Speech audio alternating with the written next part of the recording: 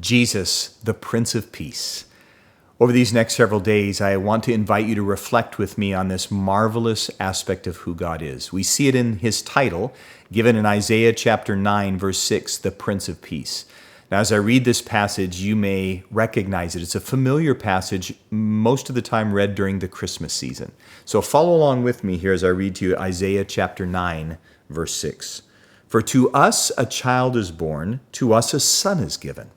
And the government shall be upon his shoulder, and his name shall be called Wonderful Counselor, Mighty God, Everlasting Father, Prince of Peace.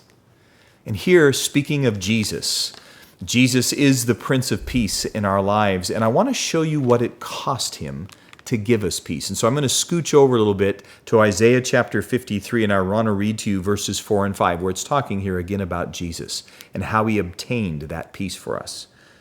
Surely he has borne our griefs and carried our sorrows. Yet we esteemed him stricken, smitten by God, and afflicted. But he was wounded for our transgressions. He was crushed for our iniquities. Now listen to this. Upon him was the chastisement that brought us peace, and by his stripes we are healed.